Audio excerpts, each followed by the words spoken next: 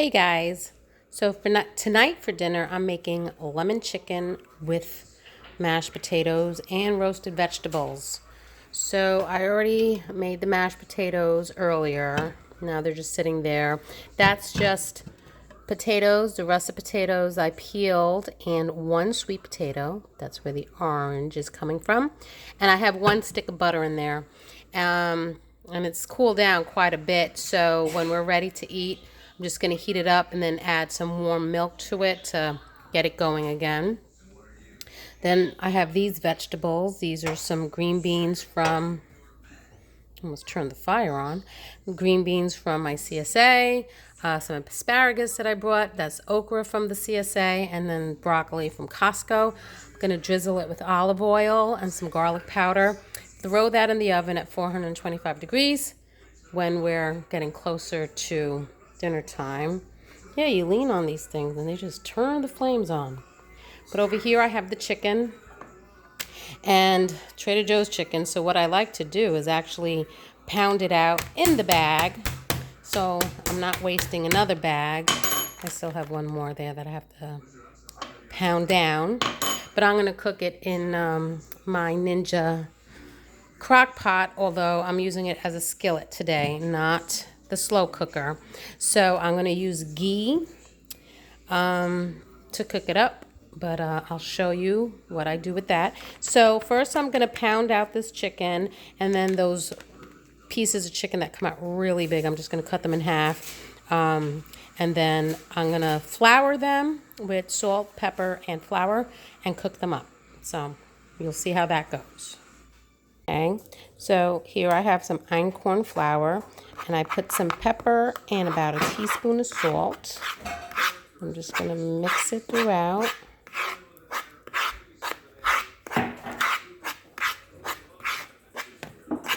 Okay, and then in my Ninja here, I have it on high, and I'm using some ghee so the chicken gets that nice butter flavor. And then I pounded out the chicken and I kind of cut it in halves. And then I'm just going to dredge it. And cook it. And then I'm going to do that to the rest of them. So you want them nice and golden. And you don't have to worry about it being cooked all the way through, because when you make the sauce, you're going to put the chicken back in, and it's going to, you kind of keep it on low, and then it'll cook throughout for a little while in the sauce. So the sauce will finish cooking it. But it gets this nice golden crust, and then I still have more chicken to make. And there are my veggies. So I'm going to drizzle it with some olive oil.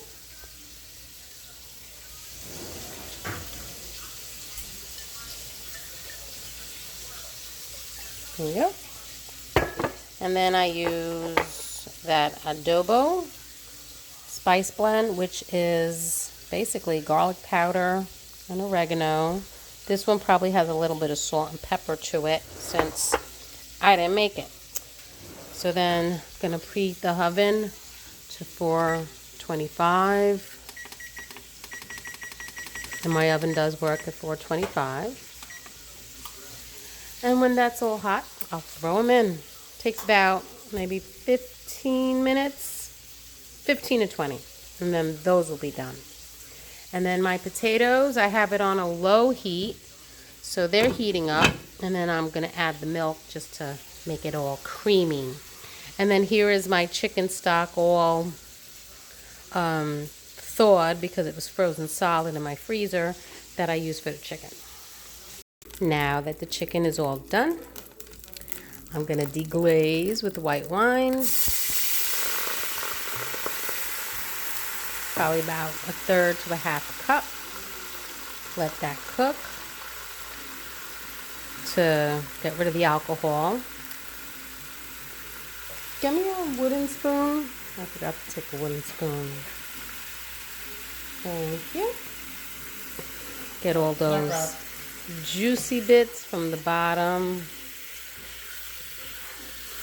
And then the flour that was on the chicken will thicken the sauce a little bit. Now I'm going to add the chicken back. Oh, I'm going to need 2 hands for this. Okay, now the chicken's back in. So Michael is going to squeeze the juice of 1 lemon all over the top of the chicken. You could put more lemon juice if you want, like if you really do want to taste the lemon flavor to it. But basically 1 lemon just lightens it and brightens and freshens the taste without adding so much of a big lemony flavor to it. Now the other half? Yep, now the other half.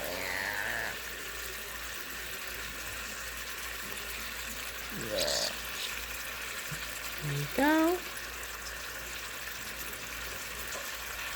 And I'm probably going to lower this to a medium heat. Nah, you know what? Leave it on high. It's almost dinner time. Yes. And then, I'm hungry.